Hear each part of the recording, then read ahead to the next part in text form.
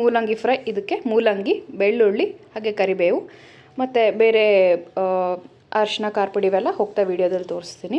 So ಇದಕ್ಕೊಂದು ಕಡಾಯಿ ಇಟ್ಬಿಟ್ಟು ಎಣ್ಣೆ ಹಾಕಿ, ಎಣ್ಣೆ ಹೀಟ್ ಆದ ತಕ್ಷಣ ಸಾಸಿವೆ ಹಾಕಿ, ಸಾಸಿವೆ ಚಿಟ್ಪಟ ಅನ್ನೋವರೆಗೂ ವೆಯ್ಟ್ ಮಾಡಿ ಆಮೇಲೆ ಜೀರಿಗೆ ಹಾಕೋತಿದ್ದೀನಿ.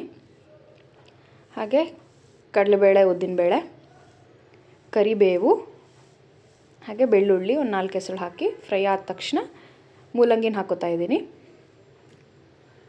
ಮೂಲಂಗಿ ಎಲ್ಲ ಹಾಕಿಬಿಟ್ಟು ಚೆನ್ನಾಗಿ ಬಾಡಿಸ್ಕೋಬೇಕು. ಹಾಗೆ ನಾನಿಲ್ಲಿ ಮೆಣಸಿನ್ಕಾಯಿ ಮರ್ತಿದ್ದೆ ಆ್ಯಕ್ಚುಲಿ, ಸೊ ಒಣಮೆಣ್ಸಿನ್ಕಾಯಿ ಹಾಕೋತಿದ್ದೀನಿ ಖಾರಕ್ಕೆ.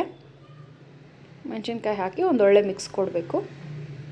ಮೂಲಂಗಿನ ಸ್ವಲ್ಪ ಚಿಕ್ಕದಾಗೆ ಹೆಚ್ಚಿಟ್ಕೋಬೇಕು, ಯಾಕಂದರೆ ಅದು ಇಲ್ಲಾಂದರೆ ಬೇಯೋದಿಲ್ಲ. ಅದಕ್ಕಾಗಿ ಇದನ್ನು ಹಾಕಿ ಬಾಡಿಸಿಟ್ಕೊಂಡು ಆಮೇಲೆ ಲಿಡ್ನ ಕ್ಲೋಸ್ ಮಾಡಿ ಒಂದು 5 ನಿಮಿಷ ಬೇಯಿಸೋಕೆ ಇಟ್ಟಿದ್ದೆ. ಈಗ ಓಪನ್ ಮಾಡಿ ಉಪ್ಪು ಹಾಗೆ ಒಂಚೂರು ಅರಿಶಿನ ಹಾಕೋತಾ ಇದ್ದೀನಿ.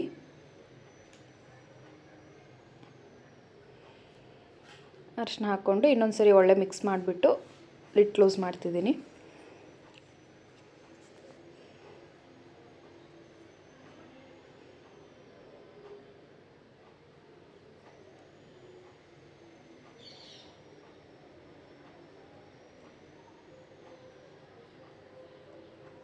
ಚೆನ್ನಾಗಿ ಅರಿಶಿನ ಉಪ್ಪು ಅದಕ್ಕೆ ಹೊಂದ್ಕೊಳ್ಳೋಗೆ ಮಿಕ್ಸ್ ಮಾಡಿಬಿಟ್ಟು ಲಿಡ್ ಕ್ಲೋಸ್ ಮಾಡಿದ್ದೀನಿ. ಒಂದು 10 ನಿಮಿಷ ಆದಮೇಲೆ ತೆಗೆದುಬಿಟ್ಟು ಬೆಂದಿರುತ್ತೆ ಇದು ಮೂಲಂಗಿ. ಸೊ ಇವಾಗ ಒಂದು ಸರಿ ಮಿಕ್ಸ್ ಮಾಡಿಬಿಟ್ಟು ಇದಕ್ಕೆ ರುಚಿಗೆ ತಕ್ಕಷ್ಟು ಖಾರ, ಯಾಕಂದರೆ ಆಲ್ರೆಡಿ ನಾವು ಮೆಣಸಿನ್ಕಾಯಿ ಹಾಕ್ಕೊಂಡಿದ್ದೀವಿ, ಖಾರ ಪುಡಿ, ಸ್ವಲ್ಪ ಧನಿಯಾ ಪೌಡರು ಹಾಗೆ ಒಂಚೂರು ಗರಂ ಮಸಾಲ ಹಾಕ್ಕೋಬೇಕು.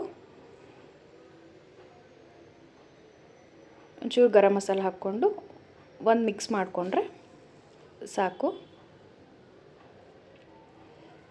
ಒಂದು ಕಂಪ್ಲೀಟ್ ಮಿಕ್ಸ್ ಮಾಡ್ಕೊಂಡ ತಕ್ಷಣ ನಮಗೆ ಮೂಲಂಗಿ ಫ್ರೈ ರೆಡಿ ಆಗುತ್ತೆ. ಈಗ ಸರ್ವ್ ಮಾಡಿಬಿಟ್ಟು ತೋರಿಸ್ತೀನಿ. ಇದು ಎಲ್ಲ ಮಸಾಲ ಹಾಕಿದ್ಮೇಲೆ ಮತ್ತೆ ತುಂಬ ಹೊತ್ತು ಬಾಡಿಸೋ ಅವಶ್ಯಕತೆ ಇರಲ್ಲ. ಸೊ ಇದು ರೆಡಿಯಾಗಿದೆ. ಇವಾಗ ಸರ್ವಿಂಗ್ ಮಾಡಿ ತೋರಿಸ್ತೀನಿ. ನೋಡ್ಬೋದು ಎಷ್ಟು ಕ್ರಿಸ್ಪಿಯಾಗಿ